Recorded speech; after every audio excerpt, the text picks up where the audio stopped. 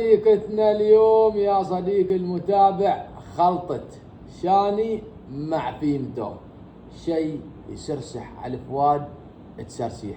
وعشاق الشاني تابع الطريقة وطبقها لأنه شيء لذيذ ومن العيار الثقيل. الخطوة الأولى بتجيبوا لكم أكواب وبتعكوا فيهن اللي هي الفراولة وقطعنها بهذا الشكل. يا سلام. وبقي ايضا وبضيف اللي هو البلو بيري.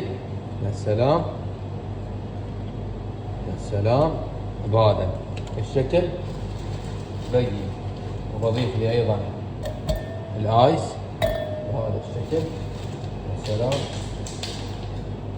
شوف. وبجيب لي هنا شاني. يا سلام. واهم شيء ما تترسوا الكوب بالكامل. شوف بتصب بتخلى يعني تقريبا في الفوق فراغ بهذا الشكل. شوف يا سلام سلم. وفي الاخير يا طويل العمر بقي وبضيف لي فيمتو. طبعا نفس الشيء ما بتكثر من الفيمتو بهذا الشكل. ايوه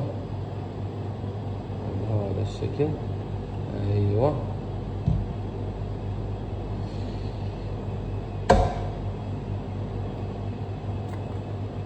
وخلطنج خلطنج خلطنج ونقول بالعافية عليكم.